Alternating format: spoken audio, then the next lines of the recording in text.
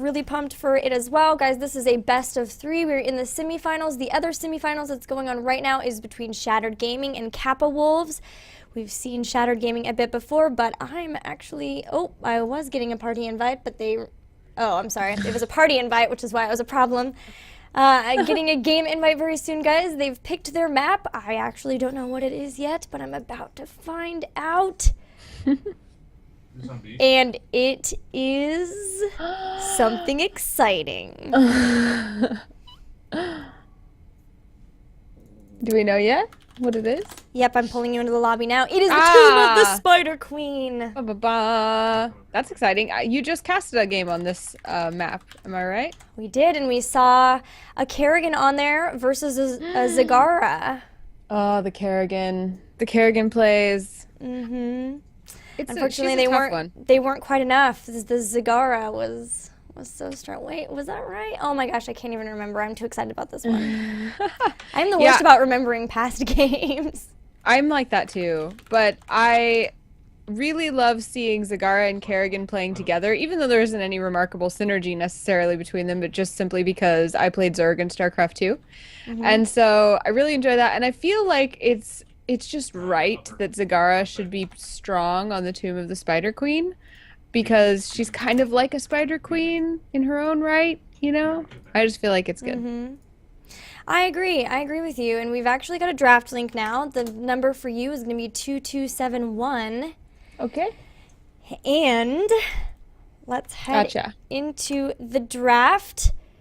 And there it is, guys. We're about to start. I think that if I am correct, I think that actually Throwcademy will have the first pick, first ban.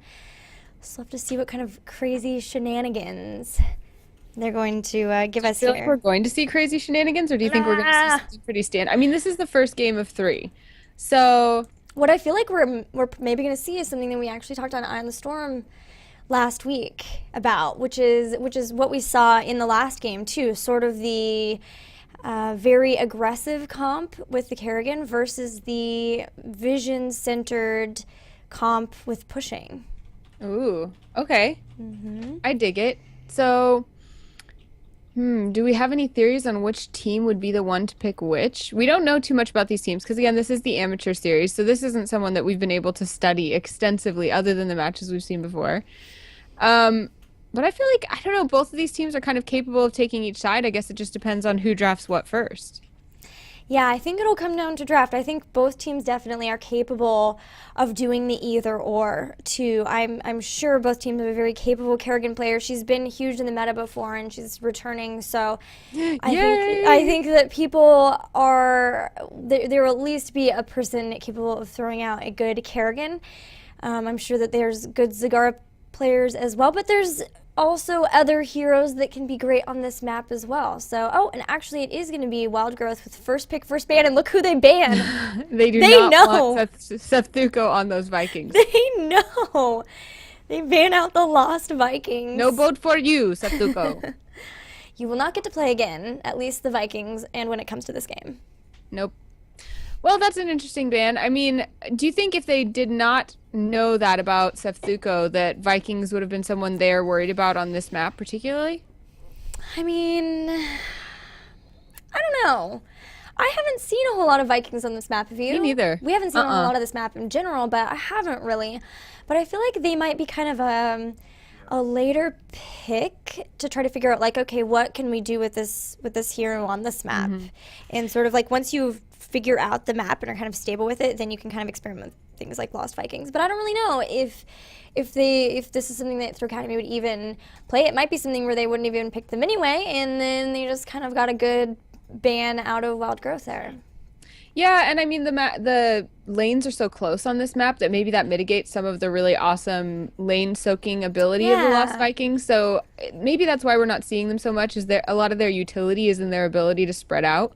And in this map, that hasn't been as necessary. But we're getting right into this draft. We ignored the fact that Throwcademy went ahead and banned Jaina, which is, I mean, Jaina's been just killing it in terms of burst damage, which is really important on this map as well.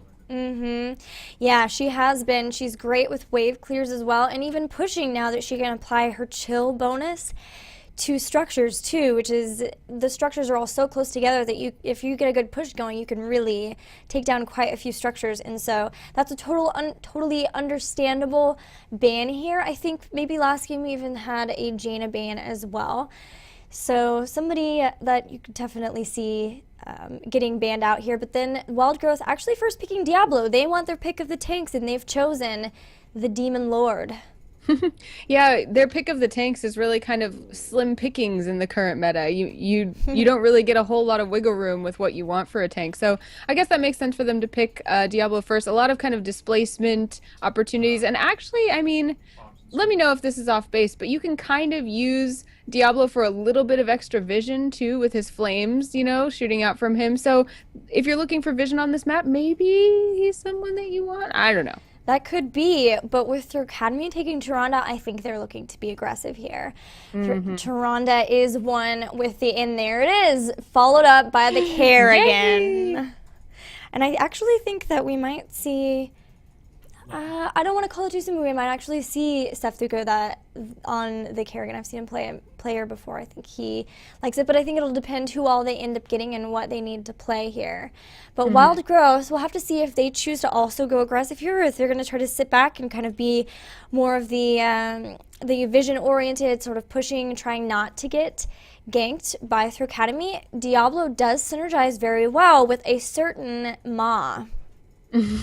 There is only one Ma, and that is the Ma of Zagara. And I would not be sad to see a Zagara on this map. I think it's almost certain that we will. It seems like Zagara is synonymous with Spider Queen most of the time these days. But not yet. Illidan and Rhaegar coming out for Wild Growth, so looking for some damage and some good old healing.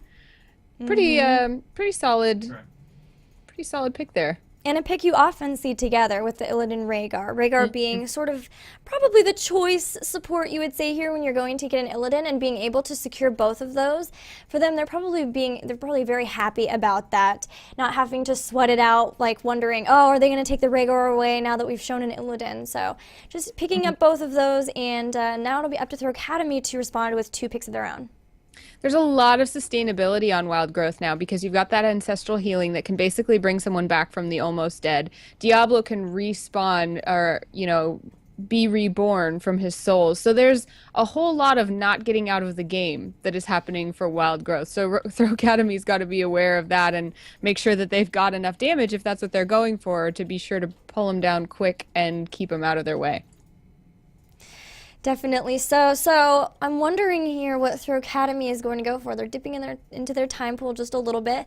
They, of course, will probably still want to pick up another support, but they don't have to worry too much about that now because Rhaegar's already out of the way, so they don't have to worry about prioritizing a certain support at this point. What would you like here?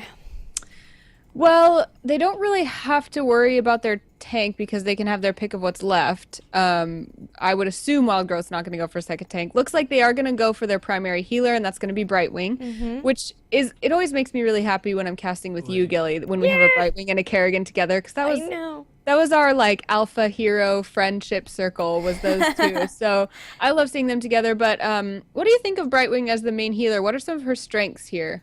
It's like we're on Throwcademy. Aww, it is. But not that we're biased or anything. Not at all. No. We are completely unbiased. But I love Brightwing. Actually, we saw Brightwing getting caught out a lot in the last map. In that also being team of the Spider Queen. Of course, she doesn't really have a mount, right? She just has phase shift, so she can get caught out really easily. So it'll be up to Throwcademy to make sure that she's not getting caught out of position and staying exactly where she needs to be.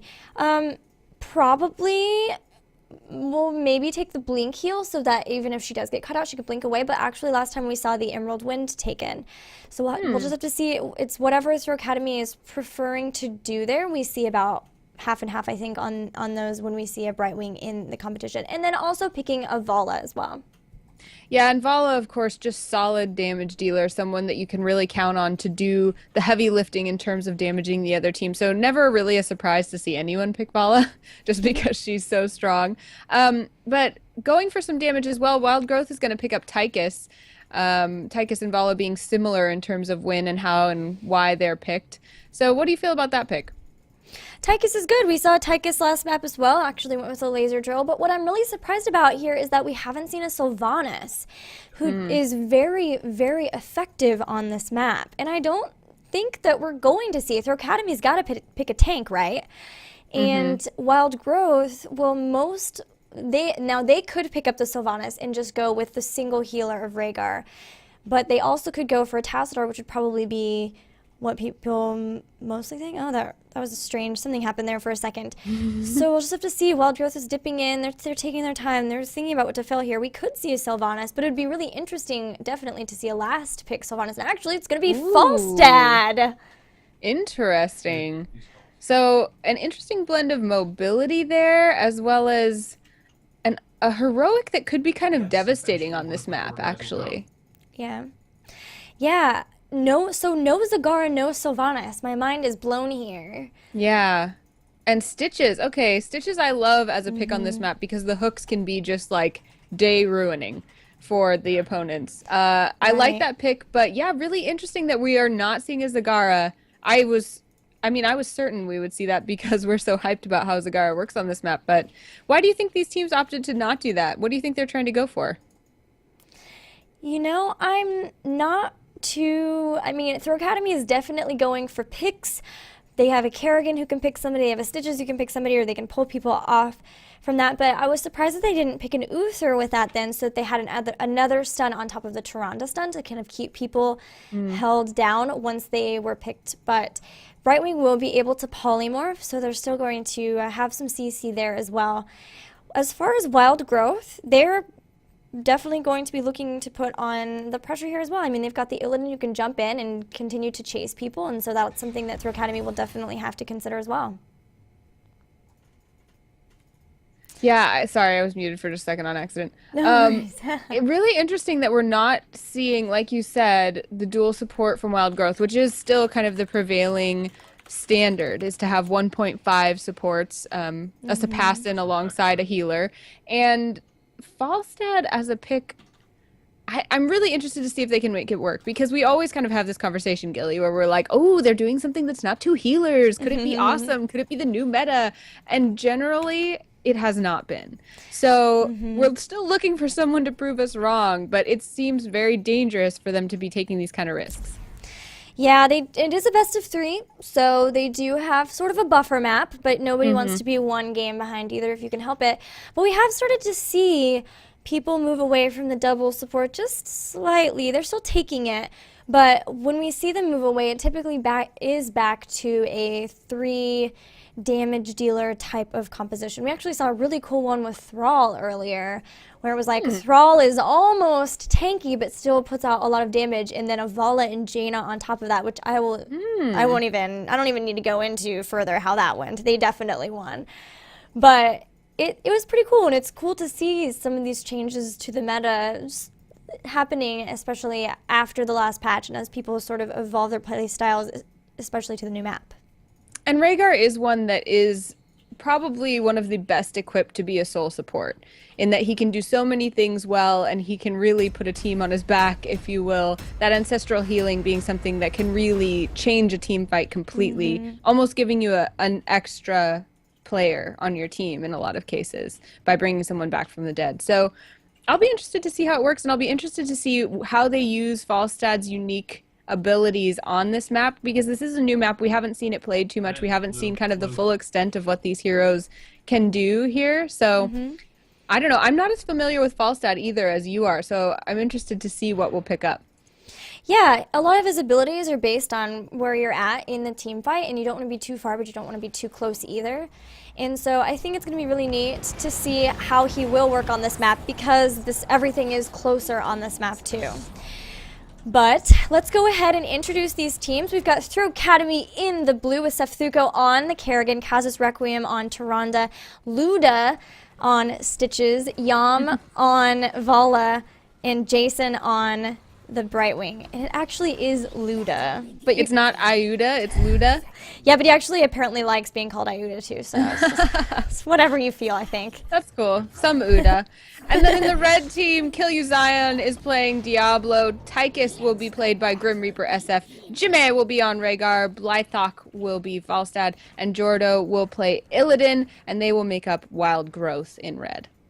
I really like the Blythok, kind of like a hawk, is on Falstad. Yeah, like it's a Blythe hawk. Like it's not really impressed. It's just Blythe, you know? Just sort of there. But it looks like that Throwcademy is maybe going to try to grab a pick here. They're all waiting. Tyrande is ready just in case Seftuku can grab someone. But Falstad's being very, very careful. He knows what's up. It's interesting. I've seen a lot of teams kind of try to set these traps lately. And in Heroes, because everything is so fast-paced and because you can miss out on experience. Oh, what's going on? Jason actually is going to get thrown from Diablo, but is running up. He's trying to get away from Jimmy and Kill You Zion and Grim Reaper, and might actually be able to do that, although he's taking a lot of damage from Blythok now. He's getting really close, and that will be first blood here on the side of Wild Growth. Well done. Setting these traps on this map is so much fun. And is easier to do because you don't have to be so far from your other lanes, was what I was getting at earlier. So I really like that, and it lets you be a little more patient with being able to sit there and wait and see if you can snare somebody. Right, you're able to stay there longer without worrying about losing on the soaking experience front. Totally. So we see that Wild Growth has been kind of a little bit more spread out in lanes. They have a little bit more experience, but at this point in the game, not something to be too concerned about for Throwcademy. Throwcademy wandering in a little bit of a gank squad here, looking for maybe a pick and mid, but finding 3 opponents there on the part of Wild Growth. What do you think they're planning here? What do you see as a strategy for each team at this point, or is it too early to tell? They'll definitely be wanting a gank, and I think early on here we'll definitely see Wild Growth just staying back, trying to collect gems. Maybe if they end up catching somebody, that's good, but for now the want to gank will definitely be on the side of Throwcademy. As Seftuku jumps in, isn't able to grab anybody with his attack, and now taking a lot of damage from Grim Reaper will go down, and now Luda and Kazis have to run away before they take more damage from that Tychus as well. Kerrigan and Diablo can be such a frustrating composition for the Kerrigan player. If she gets thrown back into too much of a mess, she does not have escapability. And as somebody who likes to play Kerrigan, that is one of those, I watch it and my heart just bleeds for you, Kerrigan. Yeah, I think it's something that they still have the capabilities of trying to secure picks, but they can also stay back a little bit too, or capitalize on top of when Throwcademy tries to make a pick, which is what we've seen there with the Kerrigan kill from Tychus. So as far as talents go, we're seeing multi-shot build from Vala just like last time, just something that is easy for you to be able to take out minions very quickly. And meanwhile, actually not getting Envenom from Brightwing, going for Protective Shield, so just want a little bit more health from that as well.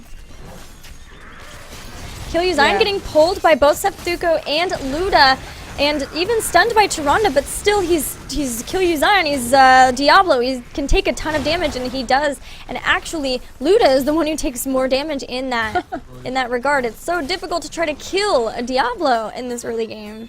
Oh yeah, Diablo's sustainability is pretty legendary here, and not too worried about being in the middle of things, which is exactly where a tank and a warrior really want to be. There's been so much going on in this mid lane. It'll be interesting to see if one team can eventually gain the advantage, or whether we're going to start seeing that rhythm of moving back and forth between the lanes. It looks like Seftuku and Luda going and looking for a turn-in. Kill You Zion coming right into the middle again, unafraid to try to interrupt that turn-in and contesting, not wanting even a tiny advantage to be going the way of one team or the other.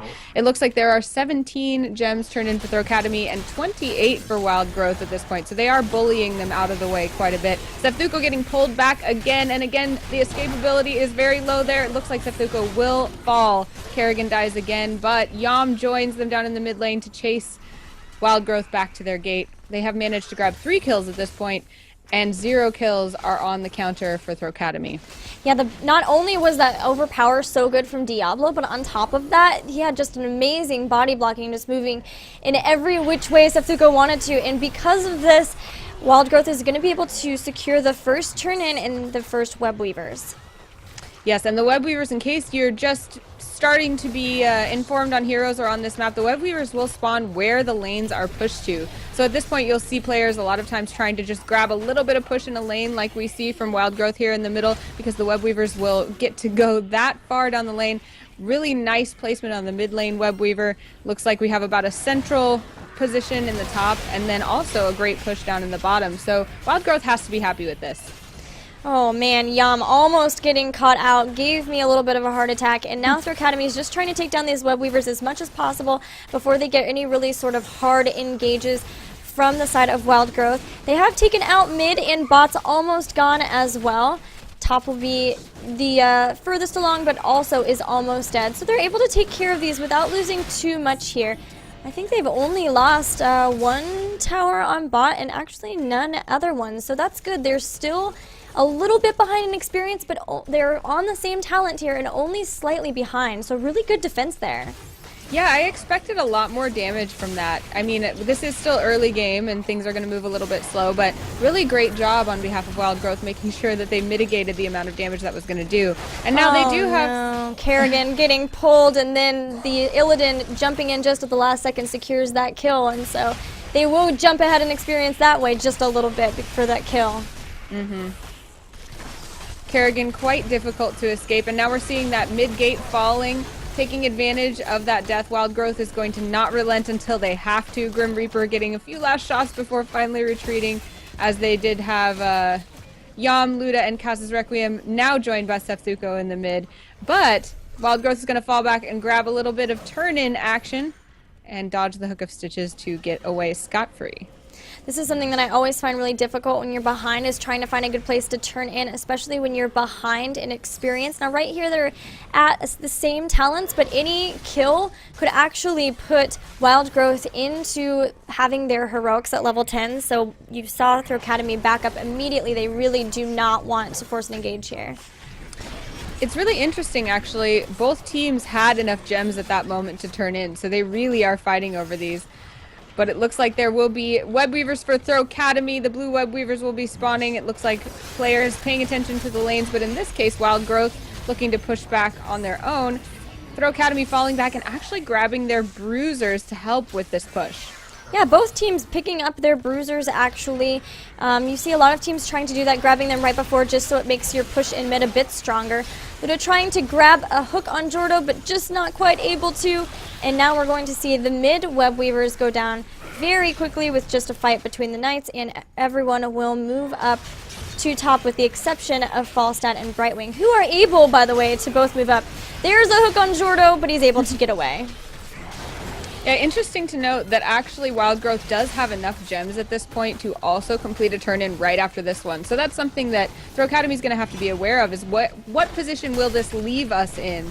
You can kind of start thinking about these web weavers as not only offensive but also defensive, and how you can use them for the betterment of your team. Yes, definitely. Now the turn-in is right back up. Once again, seeing a really good defense on the side of Wild Growth. But they had the lanes already pushed, so that was nice for them too. They do seem to be waiting. They are maybe not quite interested in turning in so much as getting a pick here. Pushing Jason back on Brightwing, he has a lot of gems, so a pick on him would be really, really good, and they are watching for it, as well as for any of the team members. They know the team separated. They see Jason as Brightwing on bottom and the rest of the team on top, so they're really trying to get them, but now they're turning in. They know it's not going to happen. They are all together, so they may be looking to push together. Oh, looks like they'll be going bottom for these siege giants, perhaps, or at least laying in wait if they think their opponents are going to. No, they will. They'll go for these siege giants, which will do lots of great damage for them alongside the web weavers. Kill You Zion running some defense, making sure to zone their opponents out. All 5 of both teams are now in bot lane. We may see a team fight as they are both at the same talent tier. But that leaves both mid and top lanes undefended for those web weavers. Yeah, we've got Lightning Breath, Odin, Ancestral Heal, and Hinterland Blast, and Metamorphosis on the side of Wild Growth as far as heroics, and Maelstrom, Starfall, Putrid Bile, Strafe, and Emerald Wind for that Brightwing. So opting for the disengage, the Emerald Wind, maybe catching somebody out versus the Blink Heal from Brightwing. Interesting. Okay, now both teams rotating toward the top lane. Throwcademy instead deciding to do a little bit of defense down here in the mid lane, while their opponents do a lot of damage pushing in the top lane. The Orb Weaver is still alive up there as they do clear the one in mid. Throwcademy will go contest at top, but it looks like Wild Growth is not interested in putting themselves in any kind of compromising position while they're ahead. They're going to retreat and look for advantages elsewhere. Yes, Throwcademy is going to have to defend. They already lost their fourth. They're on top. That'll be the first main structure to fall. And now it seems that as far as turn-ins, Throwcademy definitely has enough, but Wild Growth doesn't. So they're going to try to lie in wait and see if they can make something happen. Throwcademy's got to be careful because Wild Growth is almost 13. And they do not want to get an engagement there. And it looks like Wild Growth is going to be turning in some more gems. They really have had kind of a dominance in terms of gems at this point, both in bullying their opponents out of the turn-ins as well as having more gems. Right now, Throwcademy is holding quite a few back, so they do have those available if they can find a way to turn them in. And that, of course, changes the psychology of the fight. But, of course, oh my goodness, causes Requiem getting overpowered and then Hinterland blasted to oblivion just deleted from the game and is going to go away. Luda dropped the bile in case anyone was going to chase in, but nobody's really keen to at this point. They got the pick they wanted. They know that they've got the map control right now. They're actually maybe going to be able to catch Sefluko. He's trying to get away, but he's not quite able to. That Kerrigan not having too much is really trying to get away, but Blythewalk's going to barrel roll in. Oh my goodness. Just in the nick of time, Sefluko gets away, but unfortunately they will lose this fort as a result. You mentioned the psychology of the game, and I think in this map it's really interesting to note that that plays a huge part. Right now, Wild Growth has a level advantage. They've got lots of coins. They've been kind of the ones to bully it, but they're not carrying a ton of coins. Right. And their opponents, Throwcademy, have to hold on to those coins. Otherwise, they're going to put themselves at such a disadvantage. They also know they can't die because they're already at a level disadvantage. So they've got to be so much more careful, and that is going to inform their decisions. And their opponents can take advantage of that if they're careful. Oh yeah, they definitely can. You can see people move back, and that makes the difference between trying to be aggressive or not, and that split-second decision can be all you need. And oh, Wild Growth is waiting. They're lying in wait. They want to jump in on this. But they're kind of being equally careful, throwing a hook in. They really just want to try to get a turn in, but here come Wild Growth. Kyuzayan jumps in, throws Sefluko back, who's going to try to jump away, but still taking a lot of damage. Is going to Maelstrom, but is still going to go down. Here comes the Metamorphosis. Oh my goodness, a double kill. Vala and Sharonda from the Hinterland Blast. Also actually just going to walk away like, yeah, I did enough. Meanwhile, Brightwing is going to go down as Illidan's pulling his weight there and securing that kill, and poor Stitches is all that is left. Jason on Brightwing was carrying 30 gems. And speaking of psychology, Brightwing was so far back out of the fight. I don't know if that was an accident or on purpose carrying those 30 gems, but Brightwing could not even get into the fight until it was too late. And by the time Brightwing did, Jason was all alone and ended up falling as well. So that was an unfortunate engagement on behalf of Throwcademy, and they will suffer as it looks like Wild Growth is able to grab the boss, is able to really assert some dominance, although they were able to get a turn in, so blue web weavers are spawning. With the lanes so pushed, it's definitely going to be a defensive web weaver wave. Oh yeah, definitely. They're just using the web weavers to buy time while they deal with this boss that's pushing. Now they do have the level 13 talents, and Kerrigan has sprint. Hooray! That will help so much. Taronda actually also taking the mule, something I didn't mention before, but getting a shrink rate too, just trying to mitigate the damage, the sheer damage that's coming out from the side of Wild Growth as well, which you can totally see here. Tyke is actually doing a ton of work as well. But then we also have Mega Smash, so we're going to have more damage from Stitches as well. And also a sprint from Brightwing. So they're really just trying not to get caught out of position, especially where an Illidan can just jump all over you and make you very sad. Yeah, Luda looking like they might be hoping to grab a hook or at least guard against... Oh, yep, looking for a hook and instead getting a minion. That is a disappointing feeling. The rest of Throwcademy will retreat. They did not get a pick there. That would have helped them in terms of experience, as now their opponents, Wild Growth, are at talent level 16. Yeah, and it's really rough for them right now because they have an exposed fort with minions barreling down, and they can't even go to contest these minions that are being taken by Wild Growth. Mercenaries, my mistake, because they've got a talent difference once again. Wild Growth is at 16. They've got Imposing Presence, Stone Skin, Earth Grasp Totem, that's scary, Overdrive, and Blood for Blood. That's a lot of damage and CC, and it's going to be difficult to deal with. And so Throwcademy really wants to either get a pick on one person and then get away instantly, or just defend and try to get back up to 16. But meanwhile, here's some Web Weavers for Wild Growth. Yeah, and again, they have their lanes so pushed out that this is going to be something that Throwcademy is going to have to respond to in a defensive way. They don't have any choices here. What that means is if they don't have choices, then their opponents can capitalize on what they're forced to do by being in the right place at the right time, which it looks like they're trying to do here in the bottom lane right now. Yeah, they definitely want to prioritize keeping their keeps alive. They know they're probably maybe going to have to sacrifice that fort there in mid, but Starfall actually going down is going to deal a little bit of damage to those minions and just kind of zone a little bit. But it's over now. They did get a pull, but it was on Diablo, and it just hit the gate. And so unfortunately, they weren't really able to capitalize on that. They're just trying to throw damage down. They want to get this Web Weaver down as fast as possible to get the team to go away. And there they're going to leave, but of course, there goes the mid fort. Yeah, that Web Weaver was allowed to just do as she pleased. And what she pleased was to knock down a fort. Now the rest of Wild Growth will be pushing alongside her here in the mid lane, trying to bring down yet another wall. Throwcademy coming to respond, but it might be too little too late as we see the wall going down, the tower melting just as fast, and the Web Weaver is still alive as Wild Growth decides to head to the top lane to aid that Web Weaver, which is doing her own kind of damage. Throwcademy will come to contest, but this is the same kind of back and forth seesaw motion that makes this map so hard to deal with when you know you're behind. Well, they've survived that phase. They're almost to 16, so they're almost caught up in the talents at least, and we'll have a little bit of breathing room at least until 20 hits. But all of the lanes are pushed, so they're definitely going to have to just play keep up here for a little bit, or catch up even.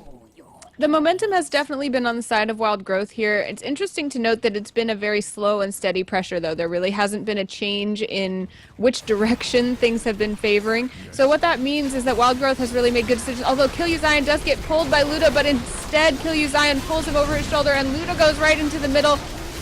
Jason getting melted by lightning breath, but getting away just in time. Kill You Zion melting down, but being able to be healed in time. Jason again melting. Starfall does go down. There are gems littering the battlefield, and it looks like Wild Growth has managed to stay alive and will instead do some damage to these structures while they're there. Yeah, they finally got their level 16 talents, but paid for it in losing both Kerrigan and Stitches there.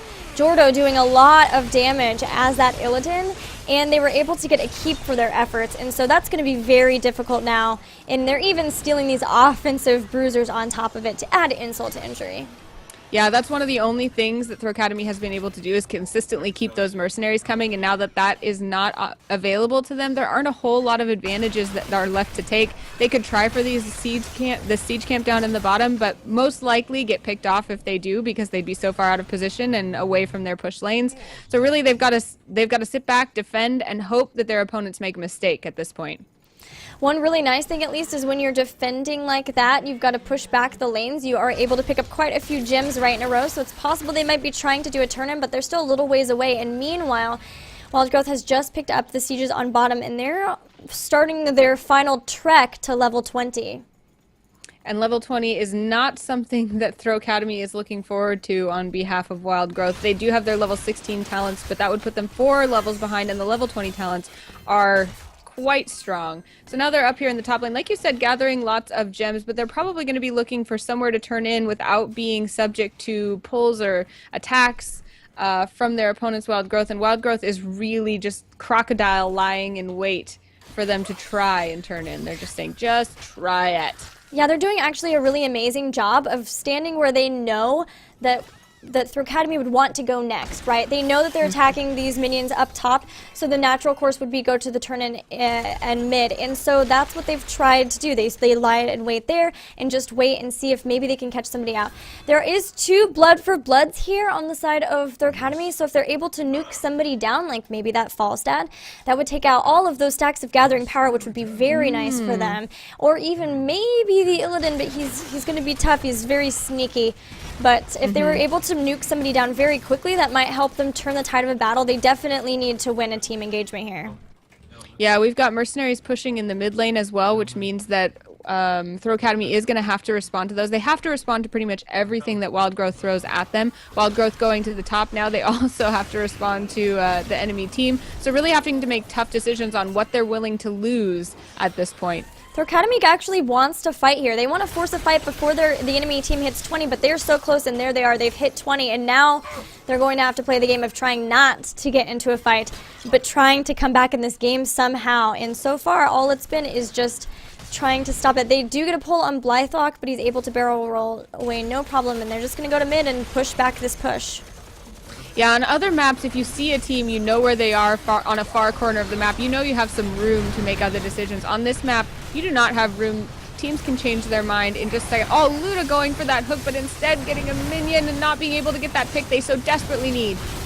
Zion is taking a lot of damage, actually gets pulled by Kerrigan, but does receive the Ancestral Heal, and now Lightning Breaths both Kerrigan and Stitches down. Yam, Jason, and Kaz's all taking a lot of damage as well. They're probably going to be able to heal, but that doesn't really matter to Wild Growth because they're after this core, and with the Odin still up, that's going to be a lot of damage on it. Oh my goodness, Zion. Low, but definitely able to sustain long enough to take down this core. Valiant, Yam, Jason, and Kazus Requiem trying to do as much as they can, but it will not be enough as the core will fall, and the victor for this game will be Wild Growth. GG to Wild Growth, proving that you only need one Rhaegar to keep everyone healed. I love seeing that because what it means is that Blizzard is being successful in what they said, which is saying we want people to be able to play lots of different compositions. We want them to be able to play with two supports if they want, but not to have to play with two supports. And in this case, we see that definitely Rhaegar can sustain this team as the primary support when you've got enough damage coming out from the rest. That was really fun to watch. Yeah, that was super fun. I loved also seeing, of course, Tychus returning to Odin, throwing down a lot of damage there at the end, too. I mean, throughout, definitely, he dealt a lot of damage, but throwing out a lot on that keep that really helped them push the keep down really fast so that they could take advantage of the kills that they had, too. And then, of course, I love my man Falstad. That guy never died, which meant he had full stacks of gathering power as soon as he picked them up, so pretty much the whole game. It is really impressive how few deaths were on the table for Wild Growth. You see, only Rhaegar died and only once. That's pretty impressive. Jimmy is such a feeder. I know, gosh, Jimmy, get it together. Huh? Right. All right, well, final thoughts on that game before we take a quick break while we set up game 2, Anna? I about called you Kerrigan. Well, I wouldn't mind that so much. Sorry, you can. I would say that one thing I noticed that really kind of was a determining factor in some of these engagements was that poor Luda couldn't quite get the hooks off in this game. Mm-hmm. I feel like there were a couple points in this game where Throwcademy really could have turned the tide with a really clutch hook, and there were quite a few mercenary, or what those little guys are called, minions, those guys, a lot of those getting pulled at clutch moments, which of course doesn't say anything about Luda. It's just kind of sometimes those hooks get away from you. So I would say that if we were looking at, what could Throwcademy have done differently in this match, it could have been using their pickability a little bit better, if you will. So it'll be interesting to see next time whether they're using something a little different or whether they're going to try to execute on this kind of pick and kill, pick and burst kind of situation. Also, final thoughts. Like you said, I'm really surprised we didn't see a Sylvanas, so I will be looking for a Sylvanas next game. I would think we would probably see one. What do you think? I think it'll definitely depend on the map that they pick as well. Depending on what they get there will definitely determine whether or not the Sylvanas, Sylvanas is strong, but she's definitely stronger on certain maps. It was surprising that we didn't see her on that one, though, that's for sure, as well as Zagara. It's kind of crazy, but really cool to see. No offense to your Lady Zagara, but I'd pick Falstad any day. He's kind of my fave. I think his Hinterland Blast on this map particularly is so interesting and so fun because you're in such close quarters that lining people up is a little bit easier. You can see everybody almost all the time, so yeah. That was really cool because that was a couple times Hinterland Blast I think got a double kill a few times and things like that. So really strong pick for this map. I wonder if we'll start seeing that a little bit more. I wouldn't mind, but we'll have to see. Meanwhile, let's take a short break, guys, and we'll be right back with game 2 of this best of 3 series between Throwcademy and Wild Growth.